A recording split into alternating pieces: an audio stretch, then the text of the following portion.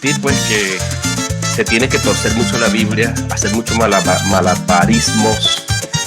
Si me preguntan qué dije ayer sobre algún tema que me compromete, y si alguien me somete a una exigente refutación, ya encontré la solución para salir de ese proceso. Simplemente me hago el loco y le formo un zaperoco. Y digo, yo no dije eso, yo no dije eso, yo no dije eso. Tú eres un torcedor, confeso, pero otro perro con ese hueso. Déjate ya de mentir y tratar de confundir con el yo no dije eso.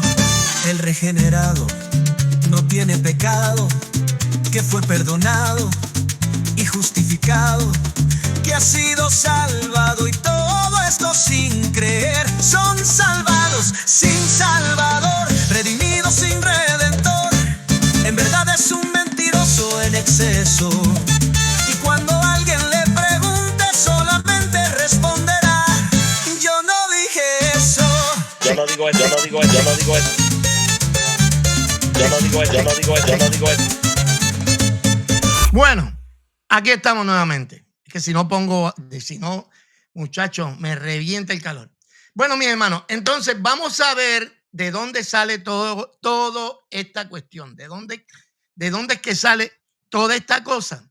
Todo se remonta a hace un par de años en el que Winston Medina estaba en un debate, ¿ok? Entonces, en ese debate, a Winston Medina se le escurre ponerse a decir una cosa que, escúcheme bien, mi hermano. Usted sabía algo, y es que el Internet está invicto. Usted nunca le va a ganar al Internet. Todo lo que usted haga, todo lo que usted diga en el Internet, todo esto que yo estoy haciendo hoy, me va a perseguir a mí el resto de mi vida. No va a haber manera en que yo me voy a poder zafar de lo que ya yo dije. Así que si yo cometo un error hoy, lo mejor que yo puedo hacer para ¿sabe? Cuando me dé cuenta del error, es decir, mira, yo me equivoqué en ese momento, estaba equivocado, estaba nervioso, aquello, lo otro, pero no se permite mentir. Y déjenme decir algo sobre Winston Medina. Y esto es con toda la honestidad del mundo. Yo creo que Winston Medina es una persona brillante. Yo creo que es muy capaz. Yo creo que Winston Medina es inteligente, brillante, tiene facilidad, él habla, el hombre se expresa muy bien, el hombre sabe debatir, el hombre sabe argumentar. El tipo tú lo ves en un debate y él se defiende como gato boca arriba. Es muy habilidoso, es músico, es maestro. O sea, Winston Medina es un tipo que tiene un potencial tremendo. Tremendo. Una persona muy talentosa. El problema con Winston es que tiene un ego más grande que sus talentos. Entonces, por miedo a perder su reputación, por miedo a que la gente piense se equivocó, dice un montón de cosas cuando podría salir de los problemas si solamente dijese, me equivoqué, no debía haberlo dicho. No debía haberlo dicho. Y con eso salía del problema y se acabó. Ok, vamos a ver de lo que yo estoy hablando aquí. Posiblemente ya ustedes lo han visto, pero yo lo que quiero es que analicemos un momentito. Posiciones respecto a Judas dentro del calvinismo y algunas otras corrientes. Voy a responder brevemente y arremeteré en la contrarrefutación, ¿ok? La primera es que algunos dicen que Judas no creyó, pero tenemos que ser justos a la teología. Yo soy teólogo. Él dice que Judas no creyó, eso es lo que yo creo y eso es lo que él cree, pero en aquel momento lo puso como en entredicho. Era más fácil decir, mira, porque lo que se le pregunta a él sobre los tronos, si Jesús le prometió tronos a Judas, él podía quitarse la pregunta de encima diciendo yo soy amilenialista y para mí el reino literal milenial no existe, o no es que no exista, sino que no es literal. Así que esos tronos son simbólicos y en realidad no se le prometió nada. Y ya, porque ¿qué va a hacer Gutiérrez? Pero no, se metió en una clase se metió en una clase, tuvo ensayo que después, ustedes lo van a ver hasta tartamudeando. Soy teólogo y como teólogo tengo que representar a la escritura. En este momento no me voy a poner de parte de la teología reformada, sino que voy a decir lo que la Biblia dice. Tenemos que ir a 1 Corintios 15:4, donde dice que resucitó al tercer día conforme a las escrituras y que apareció a Cefas y después a los 12. Ahí dice que Judas estaba presente el día de la resurrección de... Ok, escúcheme bien porque yo no quiero que después él diga que yo estoy poniendo palabras en su boca. Él leyó el texto bíblico en 1 Corintios 15:4 y 5. Yo voy a leer el 5. Dice, y que apareció a Cefas y después a los 12. Y él dijo, eso prueba. O eso, déjame ponerlo a él que lo diga para yo no decirlo por él. Venimos aquí de nuevo. Que resucitó al tercer día conforme a las escrituras y que apareció a Cefas y después a los 12. Ahí dice que Judas estaba presente el día de la resurrección. Él dice que ahí dice, o sea, lo que está diciendo Winston Medina es, esto no es una hipótesis,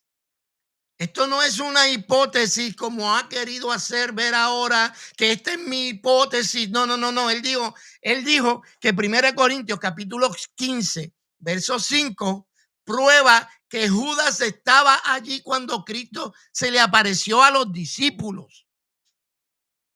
No es una hipótesis. Dígame usted si usted le suena. Es más, póngame ahí un comentario que diga eso no es una hipótesis. Eso no es una hipótesis. Eso es una afirmación. Y él está afirmando que 1 Corintios 15:5 dice, porque mira que es atrevido. Mira si es atrevido. 15:4, donde dice que resucitó al tercer día conforme a las escrituras y que apareció a Cefas y después a los 12. Ahí dice que Judas estaba presente el día de la resurrección de Cristo. Mira qué atrevido es que él dice que 1 Corintios capítulo 15, verso 5 dice, ahí dice, ¿eso le parece a usted una hipótesis? ¿A usted le parece eso parte de una hipótesis? Dígame ahí, escriba cualquier cosa. Déjeme saber si yo estoy escuchando bien o no. ¿Eso parece una hipótesis o eso es una declaración? ¿Qué fue lo que él hizo? Él hizo una declaración. Él dijo, 1 Corintios capítulo 15, verso 5, donde dice, y que apareció a Cefas y después a los 12, dice que Judas estaba con los apóstoles en cuando Cristo apareció a los apóstoles.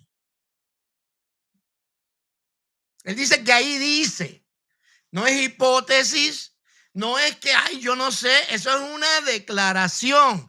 Él hizo una declaración y su declaración dice, y cito, ahí dice, no dice, yo creo, yo pienso, hay quienes piensan, hay el montón de eruditos que nos tomamos café todos los sábados en casa, pensamos, no, él no dijo eso, él dijo, ahí dice, lo voy a poner de nuevo porque es que para que después no digan que yo estoy inventando. Conforme a las escrituras y que apareció a Cefas y después a los 12. Ahí dice que Judas estaba presente el día de la resurrección de Cristo. Entonces, mi oponente tendrá que probar que Judas no, No, porque aquí empieza a estartear,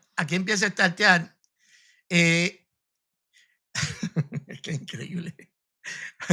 Ahí empieza como como estarteando. ¿Qué? Vamos a dar las cosas claras una por una, ¿ok? Él dice que ahí dice, no es una hipótesis, no es una imaginación, no es que alguien me comentó, no es que quizás, no, él dice, ahí dice. Eso no es una hipótesis, Eso es una declaración que tú estás haciendo para entonces tomarla como base para una hipótesis. Pero la declaración, en la declaración es una locura, nada más que la declaración, y vamos a volver a eso ahora. Ok, vamos a llegar a eso ahora. Vamos a escuchar un poquito más porque entonces amarramos todo. Esto no va a doler mucho. Que Judas se condenó por haber entregado a Cristo, pero no dice la Biblia nada de eso, o tendrá que decir que lo que llevó a Judas a la condenación fue el suicidio. Pero Primera de Corintios 15:4 dice claramente que cuando Cristo vino, después de aparecerse a Pedro, él se le apareció a los 12 y Matías no había sido escogido para ese entonces. Hay una clave. Mateo, el problema está en que la tradición nos ha enseñado Mateo 27 del 1 al 2 y nos hemos olvidado del resto de las escrituras. Juan, le voy a dar la cita, pastor. Juan 20:19. Ahí está la palabra clave. El primer día de la semana. Juan 20:19. Lea allí Juan 20:19 y llega hasta el versículo 24. Ahí aparece que habían 11, pero Tomás, ahí dice en Juan, Tomás, uno de los 12, no estaba allí. Creo que no entendí mi pregunta. Creo que no entendí mi pregunta. Sí, pastor, déjelo que termine la idea y después... No entendió la pregunta porque le está respondiendo lo que no es, pero eso no nos importa ahora.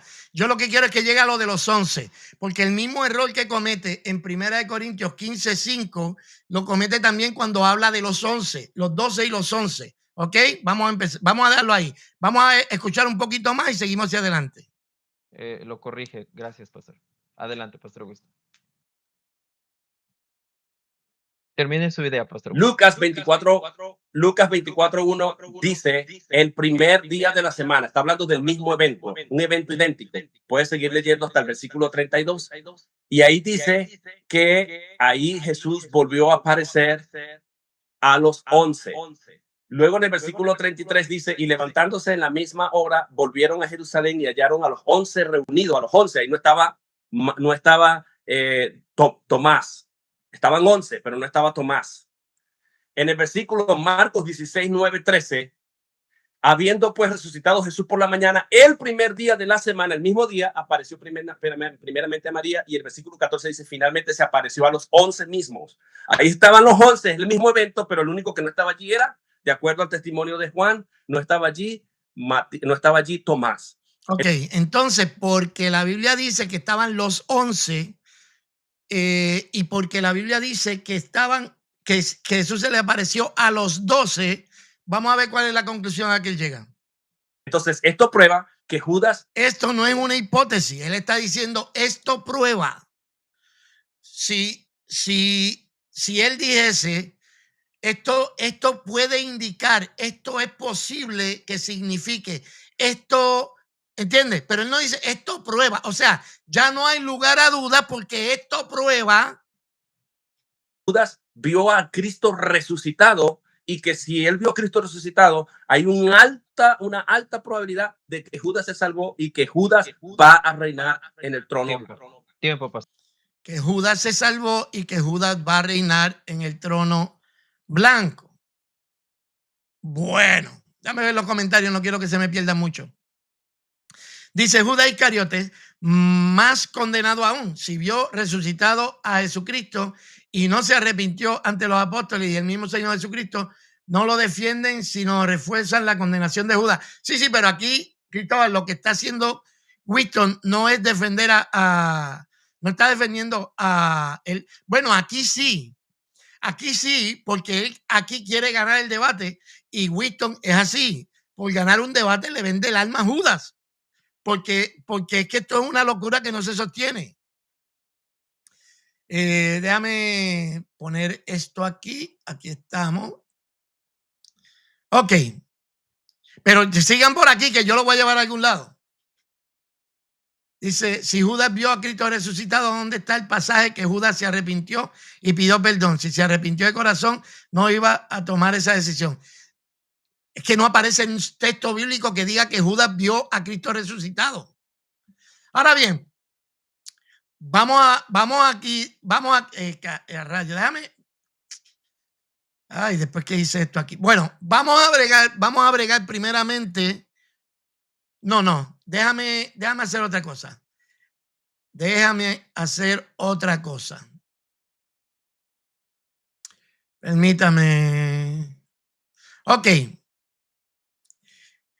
Déjame mostrarle esto para ir llevando una línea y después vamos a entrar a la Biblia, ¿ok? Aquí lo que usted está viendo es que yo, cuando yo me enteré de eso, yo hice un video. ¿Qué fue lo que dijo Winston Medina en aquel entonces, hace un año? ¿Ok? Hace un año Winston dijo que él había hecho un argumento distractivo. Que él había hecho un argumento distractivo, no que era una hipótesis de él. No. Él dice, yo dije esto para distraer a Gutiérrez, para evadir la pregunta. Eso fue lo que él dijo. Sin embargo, ahora nos sale con que eso es una hipótesis. Vamos a escuchar esto y entonces le entramos a la Biblia. Que hay una probabilidad de que Judas se haya salvado sobre la base de una hipótesis que, de probarse cierta, es probable, quizás mis conclusiones no se sigan, pero en ese momento eso fue lo que yo afirmé. Y el argumento base, o sea, la hipótesis, lo que es una hipótesis, yo no lo he planteado como un hecho ya. Él dice que no lo ha planteado como un hecho, pero él dice que eso se prueba con las veces que se menciona los 11 y con 1 Corintios 15:5. ¿Ok?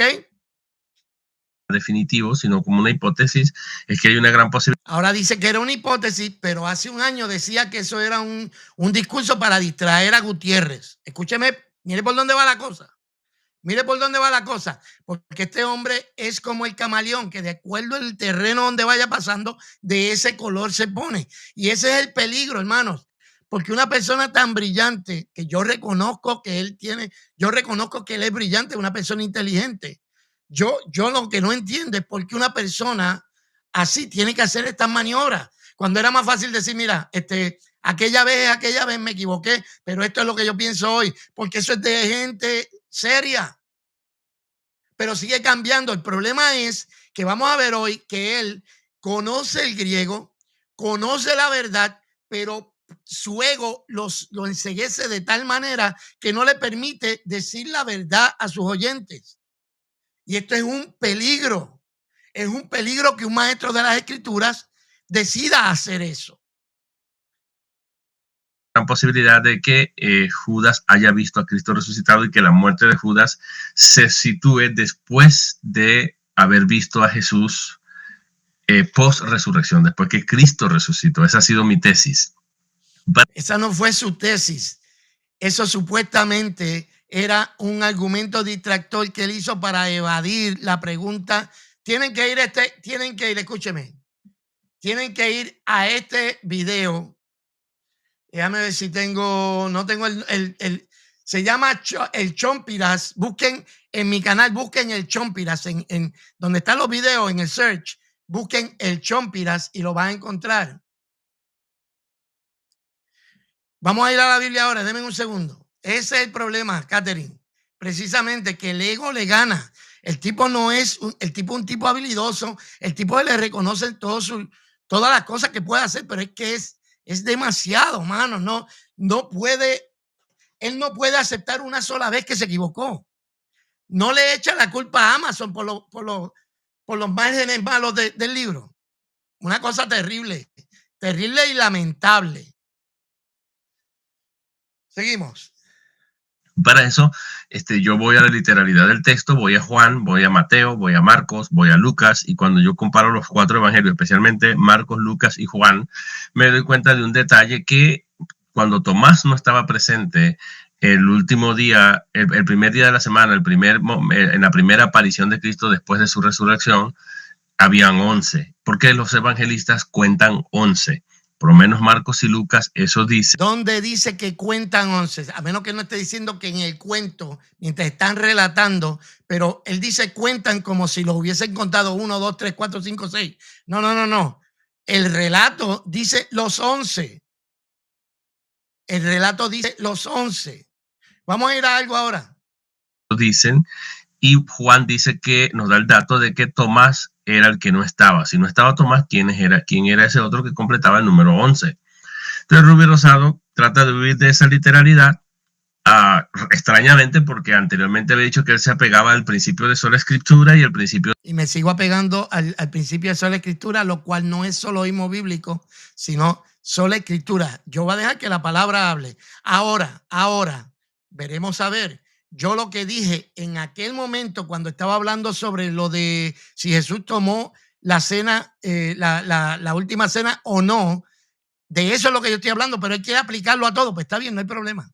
Principio de prácticamente soloísmo bíblico. Eso no es cierto, pero dale.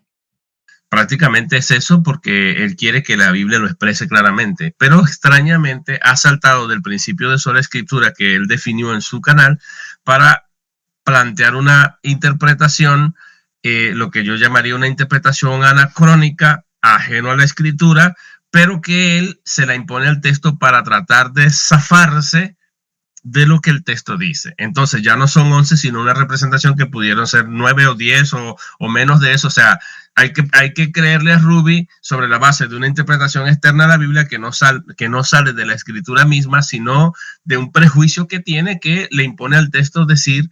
Ok, déjame ver este videito rapidito y entramos a la Biblia. Entonces, si yo digo que los 11 que se mencionan en Marcos 16, en Lucas, creo que 24, usted dice que es una designación, pero no significa que son 11. Entonces usted se desprende de la literalidad y usted entonces le impone una idea, ya no del texto bíblico, sino anacrónica, juzgando a la luz del G8. Ahorita lo vamos a ver. Entonces usted no está partiendo de la interpretación plana y llena de lo que está en la escritura. Lo obvio que está en la escritura, usted quiere darle un sentido distinto, porque compromete, porque me daría la razón a mí. Eso se llama deshonestidad intelectual. Por un lado me dice, yo no puedo irme a ideas extrañas, a insertárselas a las escrituras, sino que yo tengo que buscar que me lo diga explícitamente de la Biblia. Pues la Biblia te dice que Cristo apareció a los 11 cuando no estaba Tomás. ¿Quién era el otro? Y se le... Ok, bueno, ¿y qué? Cae, ahorita voy a entrar más adelante en este detalle, porque se le cae el argumentazo, porque resulta que si hubiese sido una simple designación, los 11 estaban acompañados de otras personas. Hubiesen dejado 11 y no importa que diga, y los que estaban con ellos, porque vinieron los discípulos de Emaús, y dicen que hallaron a los 11 y a los que estaban con ellos. Si era una simple designación, cuando se hallaron a los 11, no importa cuántos estuvieran ahí, podría haber 30, 40. Winston, el problema con Winston y el problema cuando el ego es el ego es un tremendo mal consejero, porque ya Winston está rayando en la estupidez. Porque si yo digo que el 11 designa a los 12 apóstoles y a la ausencia de Judas, pues entonces designa a los que quedan, que son los 11, que inicialmente se llamaban los 12, pero vamos a llegar ahí. Pero él llega al ridículo de decir que si habían 40, pues no había necesidad. Eso ya es estúpido, y lo triste es que tú sabes más que eso, Winston, y esa es la pena que a mí me da. La pena que a mí me da es que es un tipo que sabe la verdad, pero se aferra a la mentira. Es un tipo que sabe la verdad y se aferra al embuste. ¿Por qué haces eso, Winston Medina? ¿Qué ocurrencia es esa? ¿Por qué aferrarte a una mentira cuando puedes fácilmente aferrarte a la verdad? Vamos a ver qué dice la Biblia. Vamos a ver. Venimos aquí. Ok, vamos a ver el texto. Cójalo con calma, que esto lo vamos a coger suavecito, porque, mire, algo que yo he aprendido, fíjate, y dentro de todo lo que cabe, me gustan estas discusiones, aunque usted diga, no, que esas discusiones son muy fuertes, estas discusiones me obligan a mí a estudiar y a aprender. ¿Ok? Me obligan a mí a estudiar y a aprender. Ok, vamos a ver. Dice la Biblia, 1 Corintios 15, 5, y que apareció a Cefas y después a los 12. Entonces, cuando yo voy a Logos, empiezo a estudiar el texto y el texto me dice que aquí, cuando dice se apareció, déjame ver si lo tengo aquí, se apareció después, déjame ver si yo pudiera, míralo aquí, y se apareció después a los 12. Esos 12, ese los es un artículo definido. El artículo definido, por ejemplo, el, la, identifica o particulariza un nombre o el sustantivo de un nombre. Un participio como sustantivo. Por ejemplo, la frase en español, el hombre, tiene un artículo definido y es específico, pero la frase un hombre, ¿me entiendes? El hombre, un hombre, tiene un artículo indefinido. Contraste al español, en contraste al español, el griego solo tiene el artículo definido. La ausencia del artículo definido denota el sentido indefinido. El artículo griego tiene género y de ahí sigue adelante y no, lo que me importa es eso. ¿Qué es lo que quiere decir esto? Y esto lo sabe Winston, pero en su afán por salvaguardar su reputación, sacrifica la verdad. Sacrifica la verdad. ¿Ustedes creen que esto no lo sabe Winston? ¿Ustedes creen que Winston no sabe que cuando tiene ese artículo definido, entonces ese número se convierte en algo específico? Que no está hablando de números, sino que está hablando de algo específico. ¿Ustedes creen que eso no es cierto? ¿Usted cree que él no lo sabe? O sea, ese es el problema, que estos son maestros y se hacen pasar por pastores y sabiendo la verdad le niegan el conocimiento a los hermanos, nada más que porque su ego quede intacto y por decir nadie me refutó. Y yo, cuando yo aprendí esto, yo dije, me tiré al internet y a mi pana, que es la inteligencia artificial. Vamos a ver. Y me encuentro con esta cita. Espérate, déjame cerrar aquí, déjame bajar aquí. Me encuentro esta cita y estoy citando de la enciclopedia International Standard Bible Encyclopedia Online. Y dice, los 11 apóstoles que quedaron después de la muerte de Judas. El artículo definido usado sirve para designarlos como un grupo distinto y definido, cuya integridad, esto ya es la opinión del escritor, cuya integridad no fue destruida por la pérdida de uno de los 11. De uno de los 12, perdón. El grupo de los 12 había llegado a ser tan reconocido que los escritores de los evangelios usaron en ocasiones la palabra con el artículo definido para referirse a los 12 apóstoles elegidos por Jesús. ¿Ustedes creen que Winston no sabe esto? ¿Ustedes creen que Winston no sabe que en el momento que tiene ese artículo definido, ese número se convierte en un grupo específico, en algo específico, que no está hablando de un número per se?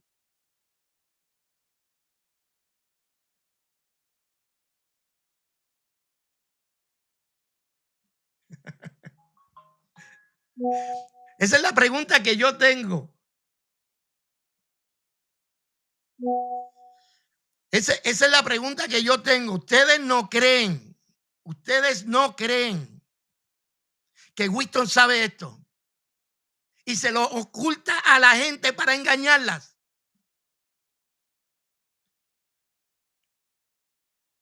Déjenme sacar esto de aquí. Después, ¿dónde me quedé? Esta costumbre permaneció y el número simplemente cambió como después se manifiesta a los 11 en Marcos 16, en Lucas y en Hechos. ¿Ustedes creen que esto no lo sabe Winston? ¿Ustedes creen que un neófito como yo puedo ir y buscar información y averiguar que por qué se decían los 12. Y este hombre primero dice que eso era un discurso distractor para distraer a Gutiérrez.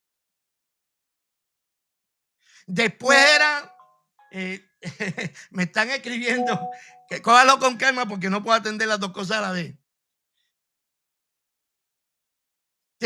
Ustedes creen, a donde yo quiero que usted llegue, aquí no se trata de refutar a nadie, es de que ustedes aprecien la maldad de una persona que es movida por el ego, que no es movida por amor a la verdad, porque esto él lo sabe. Si yo lo pude con 2 clics, si con 2 clics yo pude buscar en Logos qué significaba ese artículo definido y empezar a indagar, ¿cómo me dice usted a mí que el maestro por excelencia del griego no sabía que eso existía, mano? Porque lo que quieren es engañar a la gente para que la gente crea que ellos son infalibles y que no se equivocan y que no cometen errores, chicos. Pero vamos a seguir. El artículo definido en la gramática griega. Déjame ver si puedo. Es que si no. En griego, igual que en español, el artículo definido, el, la, los, la, indica especificidad. Pero en griego tiene un valor más fuerte. Identifica, destaca e institucionaliza el sustantivo o el numeral que acompaña. ¿Ustedes creen que yo pude aprender esto con 4 clics y usted cree que Winston no lo sabe y le miente a la gente? Diciéndole que eso prueba, que 1 Corintios 15:5 prueba que Judas estaba allí con los apóstoles. Es que uno se tiene que indignar porque después se hacen llamar pastores. Seguimos aquí. Formas básicas del artículo definido. Por ejemplo, está el nominativo, el genitivo, el dativo, acusativo, el plural. Este del que estamos hablando en plural. A mí me ha tocado meterme a estudiar. Por eso yo le digo, todas estas peleas a mí me ayudan. Porque yo voy aprendiendo. Mañana cuando salga con otra becerrada, mañana ya yo voy a ir a Logos. Yo voy a empezar a buscar qué fue lo que él dijo, si es cierto o no es cierto. Función principal, el artículo definido griego marca especificidad y conocimiento compartido. Se usa cuando el hablante y el oyente ya conocen la entidad. Ejemplo, el hombre, el ejemplo que se le dio anteriormente, el hombre conocido, está hablando de un hombre específico. Un hombre es genérico, no está hablando de un hombre en específico. Los 11 discípulos es un grupo conocido. No hay más de 11 discípulos. Si se dice los 11 discípulos, no hay más de 11. Se está hablando del grupo. Si yo digo, en ese cuarto que está allá arriba, se reúnen los 11, aunque a veces se reúnan 10, se siguen reuniendo los 11. ¿Usted cree que Winston no lo sabe? O sea que yo lo sé y Winston no lo sabe. Y el otro es 11 discípulos. Aquí solamente nos está dando la cantidad. Aquí nos está especificando un grupo conocido y aquí nos está dando la cantidad. Funciones especiales.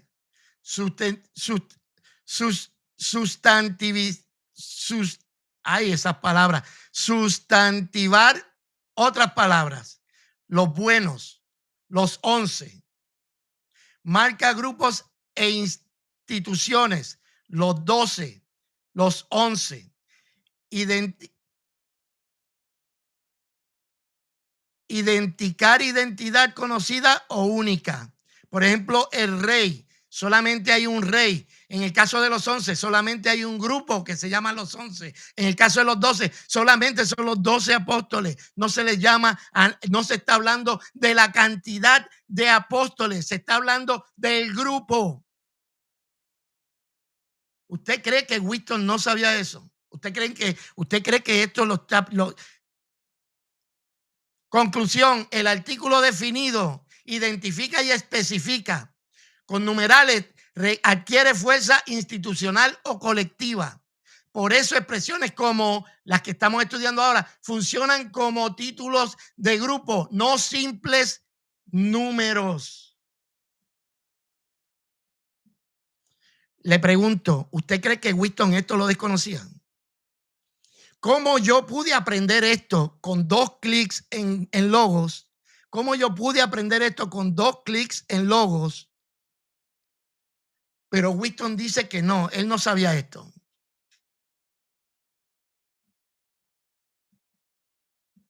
Seguimos aquí porque esto se pone mejor. Ok, pero a él le gustan los eruditos. Vamos a buscar un erudito. Déjame moverme para acá. Déjame poner esto más chiquito para. Déjame poner esto más chiquito para. Ok. Y tenemos aquí a este señor. Se llama Bart Ehrman. Yo sé que es un teólogo que posiblemente haya gente que tiene problemas con las opiniones que él tiene. Eso es irrelevante. Simplemente él en su blog está cuestionando y dice, ¿Can Paul say that Jesus appeared to the 12? ¿Puede decir Pablo que Jesús se le apareció a los 12? Y aquí empieza un argumento. Yo solamente voy a leer la parte que está aquí. Y dice, realmente los relatos son difíciles, pero por decirlo menos, de reconciliar. Ambos coinciden en que Judas murió poco después de la muerte de Jesús. Por tanto, cuando Jesús se apareció a sus discípulos, se apareció solo a 11, no a 12, ¿verdad? Entonces, ¿por qué dice Pablo que se apareció a los 12? Creo que hay 2 posibilidades. La posibilidad que usted va a escuchar ahora, y hay otra posibilidad que él tiene aquí abajo, que es simplemente que Pablo no sabía la historia de Judas, pero es la menos probable, ¿ok? La primera es que se adoptara la mayoría, que es la que le ha adoptado la mayoría de los estudiosos, pero la mayoría de los estudiosos los ha adoptado, pero Whiston Medina, que dice que se codea con los más grandes eruditos del mundo, no sabía esto y tiene que venir retando paradigmas para cogerse una clasecita de sintaxis griega.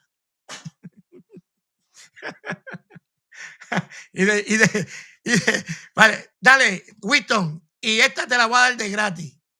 Porque una de dos, o estás aprendiendo ahora esto, o le mentiste a tu público, le mentiste a la iglesia y después te llamas pastor. Seguimos acá. Y esta es la que han adoptado la mayoría de los eruditos, en que cuando Pablo dice los 12, lo usa como un término técnico para referirse al grupo de discípulos escogidos por Jesús. Este grupo simplemente se conocía como los 12. Y aunque alguien faltara, el grupo en su conjunto seguía siendo llamado los 12. ¿Usted no cree que Whiston sabía esto? ¿Usted cree que Whiston ignoraba esto cuando empezó con el cuento de su hipótesis y sus babosadas? Dígame. Entonces, mira el anacronismo que va a cometer este teólogo. Dice, a primera vista, eso puede parecer poco plausible, pero en realidad hacemos lo mismo el día de hoy. Pensemos en el fútbol universitario o en el baloncesto, si así prefiere. La mayoría de los equipos universitarios están organizados en ligas. Mi equipo de Carolina del Norte, mira, Carolina del Norte, el mismo sitio donde tú eres, Whiston, pertenece a la conferencia de la costa del Atlántico. Una de las ligas más fuertes en el fútbol universitario estadounidense se le llama The Big Ten, los grandes 10. ¿Cuántos equipos hay hoy en el Big Ten? Exacto, 14. Entonces, ¿por qué seguimos llamando Big Ten los grandes 10? Porque ese fue el nombre desde el principio, cuando originalmente tenían 10 equipos. A él le gustan los eruditos. Ahí hay un erudito que yo no había leído, pero lo que me necesité fue sentido común para poder darme cuenta de que obviamente Pablo no estaba hablando de que habían el número 12 de apóstoles, sino que cuando dice los 12 es una designación a un grupo específico de apóstoles, los que Cristo llamó. Así nos dice William McDonald en su comentario a 1 Corintios capítulo 15, verso 5. Dice, en realidad, los 12 no estaban juntos en este tiempo, pero la expresión de los 12 se empleaba para designar al conjunto de los discípulos, aunque no estuviesen completos en cada momento determinado. Ahí tiene un erudito. ¿Qué nos dice Samuel Pérez Millos? Dice, el término que se usa Pablo para los 12 es una referencia del colegio apostólico del que Pedro formaba parte. Más tarde elegirían a Matías en sustitución de Judas, pero no es tanto el número lo que Pablo se refiere, sino a la condición de los 12 como único grupo de apóstoles. Y sigue diciendo, sin duda, Judas, que había sido de los 12, no estaba entre ellos. Así que ahí despachamos ese asunto.